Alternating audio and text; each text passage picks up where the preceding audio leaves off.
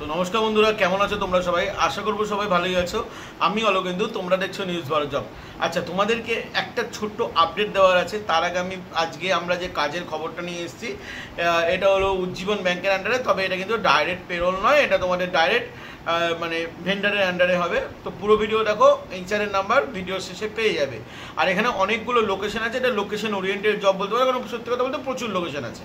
এছাড়া আবার তোমাদের কিছু আপডেট দেওয়ার আছে, ঠিক আছে? মাঝখানে 1-2 দিন ভিডিও বাদ গেছে, তার কিছু কারণ এবং তার কিছু আপডেট দেওয়ার আছে।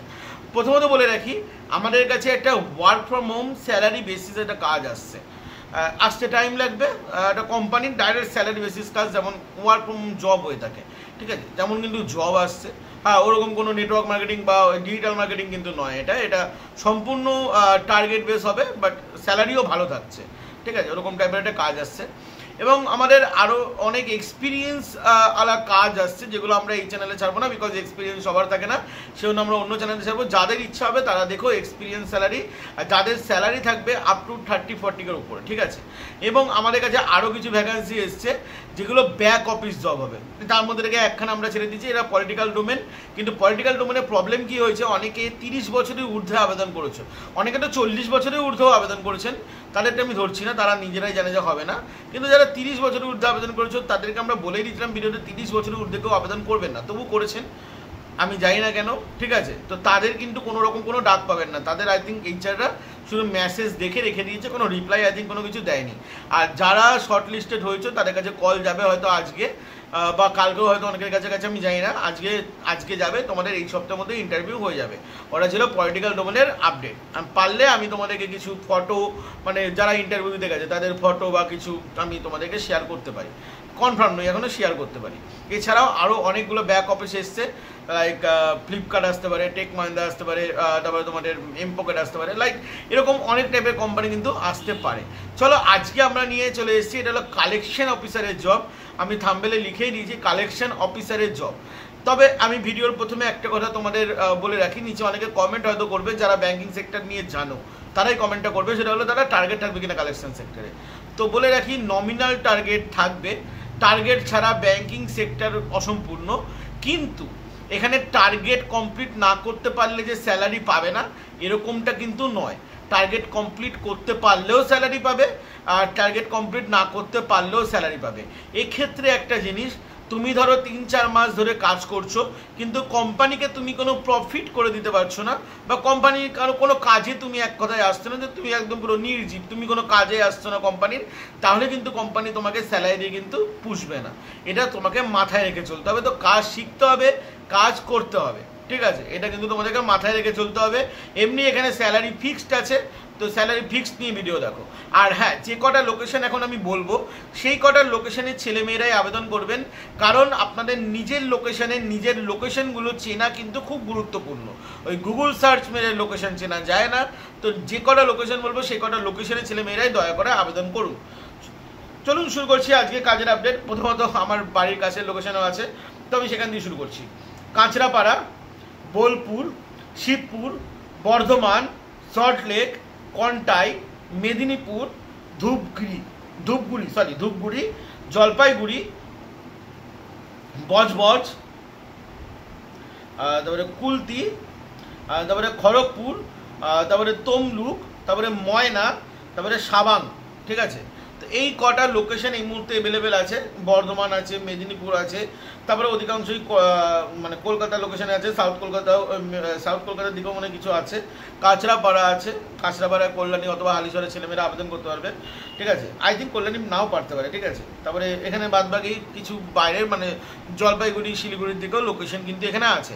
তো মোটামুটি সবাই মিলিয়ে মিশিয়ে আবেদন করবেন। শুধু একমাত্র যারা আমি যে লোকেশনগুলো বললাম, তারা আশেপাশের লোকেশন বা মানে তার পাশের লোকেশনগুলো ছেলেমেয়েরা একমাত্র আবেদন করতে পারবে, আর সেই লোকেশনের ছেলেমেয়েরাই। কারণ তোমাদেরকে লোকেশন চিনতে হবে, মানে কোম্পানি যেখানে যেখানে পাঠাবে। প্রথম কথা, তোমাদের ওখানে যেখানে ব্যাংক আছে, আমাদের মানে এখানে দেওয়া হয়েছে, ঠিক আছে? মানে যে কটা লোকেশনে ব্যাংক আছে, সে কটা লোকেশনেই কিন্তু এখানে দেওয়া আছে। আরও কিছু লোকেশন পরবর্তীকালে আপডেট হবে, সেই সময় আলাদা করে আরেকটা ভিডিও বানিয়ে দেবো, শর্টসও বানিয়ে দিতে পারি, ঠিক আছে? আচ্ছা, প্রথমে বলে রাখি, এখানে তোমাদের ইন্টারভিউ হবে ফেস টু ফেস, ঠিক আছে? এখানে তোমাদের 2টো রাউন্ড হবে। ফার্স্ট হবে telephonic, then face to face হবে। 2 রাউন্ড ইন্টারভিউ তোমাদেরকে হবে, মানে প্রপার ইন্টারভিউ দিয়ে তোমাদেরকে কিন্তু এখানে পাস করে তারপরেই কিন্তু তোমাদের এখানে জয়েনিং করতে হবে। আর হ্যাঁ, আরও একটা কথা বলে রাখি, এটা কিন্তু কোন ভেন্ডারের আন্ডারে, টিম লিজ ভেন্ডারের আন্ডারে। তো টিম লিজের নাম তোমরা মোটামুটি সবাই শুনেছো, আমি অনেকদিন ধরে ভিডিও ছাড়ি টিম লিজের, প্রথম থেকেই ছাড়ি।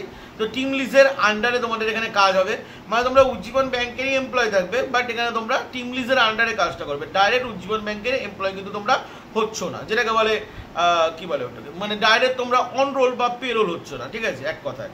ওকে, চলো এখানে তোমাদের যে কোয়ালিফিকেশন আছে সেটা বলি, কাজের ব্যাপারে শেষে বোঝাচ্ছি। কোয়ালিফিকেশন হলো এইচএস পাস থেকেই তোমরা আবেদন করতে পারো, এইচএস পাসের ঊর্ধ্বে যারা আছে তারাও এখানে আবেদন করতে পারো। বেসিক্যালি এখানে কোনো রকম কোনো এক্সপিরিয়েন্স চাওয়া হয়নি, কারণ এখানে যে স্যালারি স্ট্রাকচার আছে ওটা এক্সপিরিয়েন্সের জন্য নয়।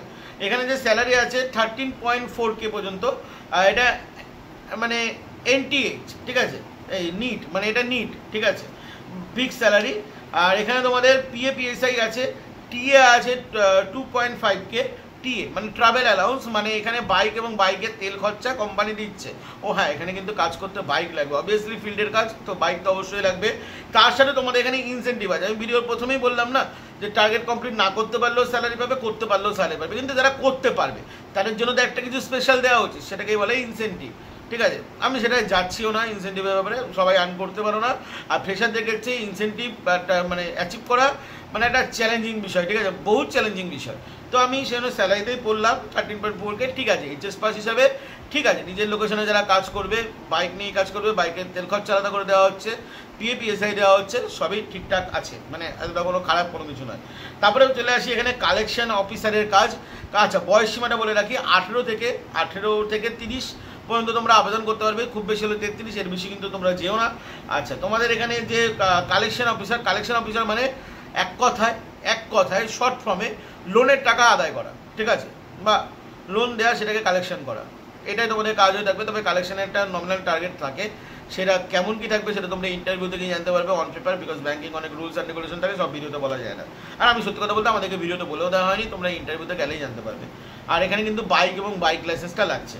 তো যাদের এইগুলো আছে আমি নিচে ডেসক্রিপশনে নাম্বার দিয়ে দিচ্ছি, ঠিক আছে, নাম্বার তোমরা যাও ম্যামের কাছে, তো এটা ম্যাম আছেন একজন, ম্যামের সাথে তোমরা কথা বলো, পারলে তোমরা হোয়াটসঅ্যাপ করো, বিকজ আজকে ছট পূজার ছুটি চলছে, আজকে কালকে ছট পূজার ছুটি আছে, তো ম্যামদের আই থিঙ্ক ছুটি আছে। তো তোমরা পারলে মেসেজ করো হোয়াটসঅ্যাপে, কীভাবে হোয়াটসঅ্যাপে মেসেজ করবে সেটাও বলে রাখি। প্লিজ আবারও কেউ ওই আগের ব্যাক অফিসটা কাজের মতো করবেন না, হাই হ্যালো লিখে ছেড়ে দেবেন না, প্রপার CV পাঠাবেন, তারপরে আপনার নাম, আপনার লোকেশন, আপনার ফোন নাম্বার, আপনার বয়স এবং আপনার কোয়ালিফিকেশন, এবং আপনার বাইক এবং বাইক লাইসেন্স আছে কিনা সেটা লিখে শুধু পাঠিয়ে দেবেন, কেউ ফটো তুলে পাঠাবেন না লাইসেন্স বা বাইকের, ঠিক আছে। এই কটা পুরো স্ট্রাকচার হিসেবে পাঠাবেন, দেখবেন আপনারা শর্টলিস্টেড হয়ে গেছেন, যদি আপনাদের ঠিকঠাক যদি ম্যাচ করে। আর যারা ওই হাই হ্যালো উজ্জীবন ব্যাংকের জন্য আবেদন করতে চাই বলে ছেড়ে দেবে, তাদেরকে কেউ রিপ্লাই করে না, সত্যি কথা বলতে। তো ওরকমভাবে কেউ আবেদন করো না, ভুল স্ট্রাকচার নিয়মে। নিচে ম্যামের নাম্বার দেওয়া রইল। চলো বন্ধুরা, ভালো থাকবেন, সুস্থ থাকবেন, এবং এরপরে একটা টাটারও ভ্যাকান্সি আসতে পারে, সেটা আই থিঙ্ক দিয়ে দেবো, আর যদি ভালো ভিউ যায় এটা তাহলে রাতে দিয়ে দিতে পারি।